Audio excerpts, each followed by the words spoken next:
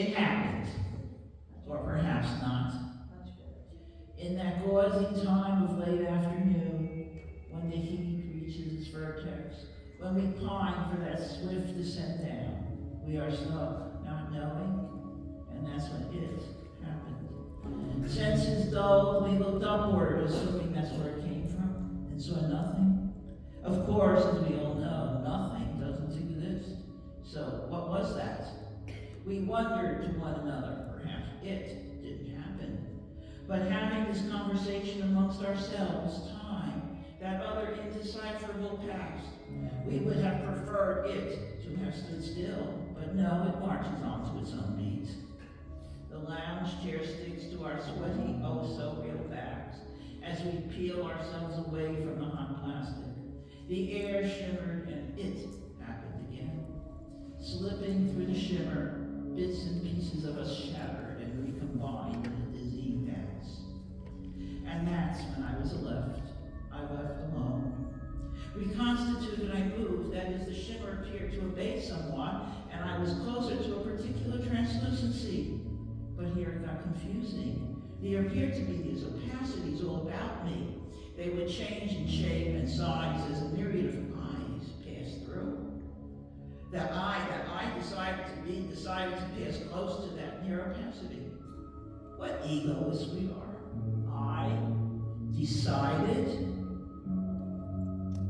to do anything, but that's all we have left, isn't it? To maintain a sense of self, of autonomy, anything to tame that turmoil of competing and overlapping constant nanosecond impulses and keep them from breaking free and adding to the chaos. And chaos it was. Out of the chaos that was my brain. The craving of thirst and the feeling of chill pervaded me. A fountain of fire nearby which warmed me, but water was nowhere to be found. Desperate, I started running to what appeared to be a mountain. It consisted of a variety of colored boulders and mantle extrusions, which when touched were apparently different flavored waters. My thirst slaked and body warmed, I followed a liquid path, knowing it would lead to another opacity and I could return to my world, or to find the rest of my pieces so I wouldn't be so lonely. The road was long. Finally, I came upon an intersection or junction of some sort, much like a train terminal. I would call it a building, but nothing of the edifice stood still. And there was all this empty space, writhing, jumping, shivering, where in the tiled wall there would be ground. Here were voids, nothings. Tired from my exertions, I ached to lean against it for support, but did not dare. It was then I realized that the ground beneath my feet was also in constant flux. But yet the edifice held, and the surface did not give way to some abyss. And I appeared, but altered. This I was a bit disorganized. That is, it appeared to have been disassembled and reassembled, but with the parts in the wrong order. It was as if it had a run-in with a mad cubist, which made me a bit concerned for myself. I decided to name it I squared. I squared graciously, if not clumsily, welcomed me and indicated that I follow it in, or rather through, an opacity to a dizzying world of sparks and colors, bits and pieces, coalescing and tearing apart, forms appearing and collapsing, sound and no sound, sensations all around, and the dance. I was floating, there was no up or down, left or right. I felt like I was coming apart and had to use all my energies to maintain some sort of self-integrity. Forces were tearing me, attempting to appropriate bits of me to their own use. The struggle was constant and exhausting. Just as I was about to disintegrate into the madness that I perceived around me, I squared gathered me up, bringing me to a pulsing cannon. Difficult as it was, since the cannon kept on changing its position and sometimes seemed to disappear, only to reappear right in front of me, but slightly altered in appearance. It managed to stuff me into it, and then it exploded. I lost all reality. I was reassembled in a flash. Reassembled is used here advisedly, As I imagined, I was more and more like I squared, and it was more and more like a narrow. But this location was decidedly different. The ground was a bit more stable, but tentacles kept sticking in and out of it. When I looked at what I thought to be up, the sky seemed like a vast blackness filled with writhing tentacles blinking in and out of existence. Each time a tentacle appeared, numerous other tentacles would spring from it, and the first would disappear. The sky became an arena of constant death and birth. I found myself swept into this vortex, with tentacles sprouting from my body in all directions. My precious brain desired to break up, and with whatever consciousness was left, all my impulses were freed and collided with all the other impulses freed as well, from all the brains of the once whole beings, competing, destroying, nourishing, killing, and the killing, and the killing. Tissues torn apart, disintegrated into obliterated organs, cells, the very constituents of life. I awoke. The bed sheets twisted and stained with blood, scratches all over my body, the baby crying, the day starting, the walk to the train, sitting in my cubicle, sitting in my makeshift workshop, days at home, in constant fear of the day and of the night. The waves struck tongues of water to lift the rocks as seagrass swayed, undulating under the to and fro of tides and tow. Silvered shapes shifted in and out of their schools among the shoulders, and trapped in pools, darted, danced, and spent. They died or found a niche to wait their mates or birth their spawn, ignorant of the impending doom, the annihilation yet to come, or perhaps it had already. But in this world of eyes and not eyes and splintered eyes, boundaried by rocks, there is a peace born of constant but knowable change.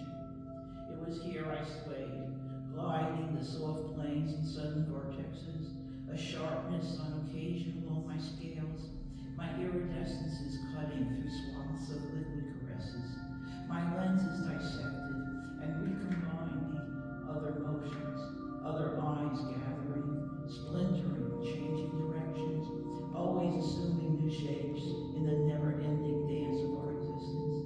And then the shimmering began. Our dance interrupted, I shuddered briefly as the liquid turned into shards, with only the liquid rocks to provide refuge. Grays turned into opalescences, the swaying grasses into solid portals, into crevices never seen, but somehow beckoning. Seduced, I approached, my fins trembling. Faster and faster, I entered that swirling gyre that repelled yet fascinated me. Light danced and pinched, weaving glorious patterns of colors never seen as a froth of dark matter topped waves of energy, surging endlessly in all directions. Plagued as I was by confusion, my mind struggled to bring some order to the chaos before, around, and gasped through me. Fears of drowning in this perilous sea dominated, since I had lost my gills. My precious gills that had filtered air out of primordial fluids that had sustained me these past several months. No, days, years. Some sensations rocked me. Not knowing time, the sensation occurred and then disappeared. Abated was the word I learned later, when my brain had developed enough to begin to order the world, only to be stripped of that understanding as that brain folded over and over, and then separated into its constituent parts, yet still cohesive, still constantly chattering, desperately attempting to order the clamorings of internal and external demands, sometimes defeated, but always trying. The light waves continued to flow, never ending. Defeated, I reluctantly ended my attempts at ordering. I allowed the universe to enter. Did I have a choice? I squared approached further and further. I penetrated, my gills aching for the sweet liquid. Dizzy now, I plunged further and further into what I knew not where, vertigo being the only feeling I had left. Slowly, my gills stopped their frantic, disorganized motions and steadied back into some sort of rhythm. My scales became armor as another armored shape came towards me,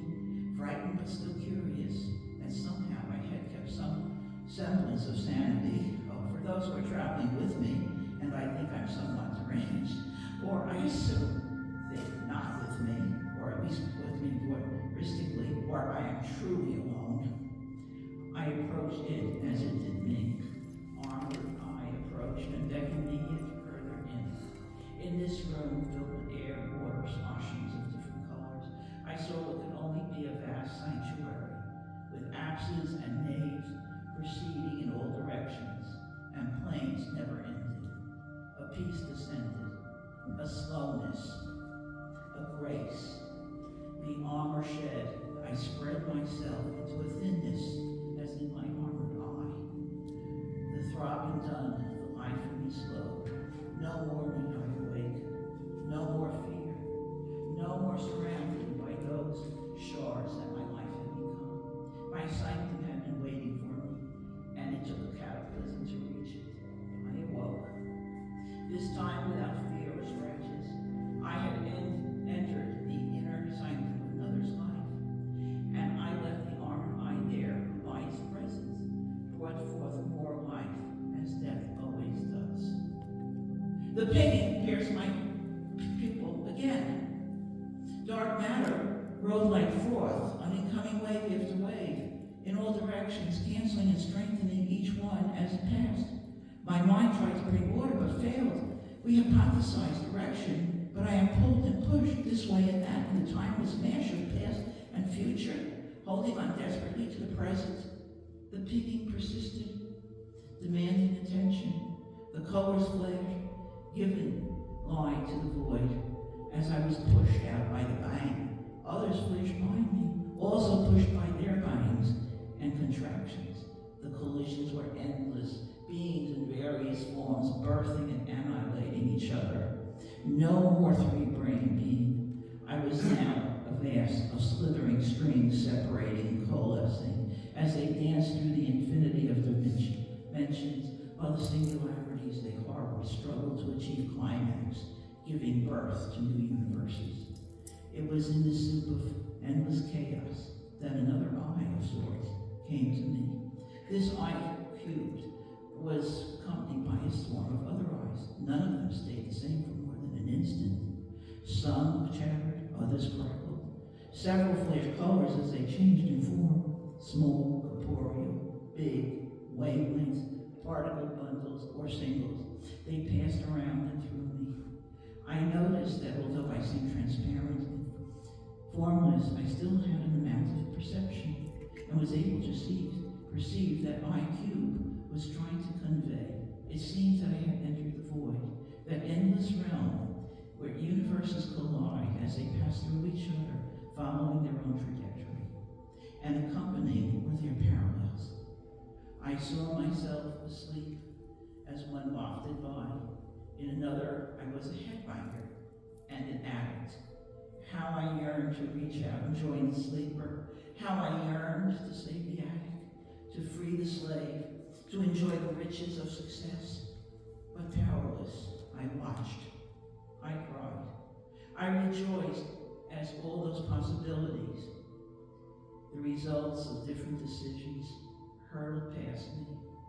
And what of my, dare I say, or refer to myself as a myself, decisions?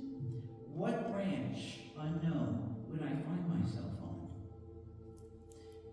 Impotent, I turned away from my cubed, attempting to shrink in myself, to turn away from what was plaguing me. Desperate, I turned into myself in an attempt to attain the sense of total sensation of the time, to erase the thoughts of all the pain as well as the triumphs of the universes I inhabited, to control the bombardment of all that was possible and yet not, and the sense that I was there forever, or at least a minute.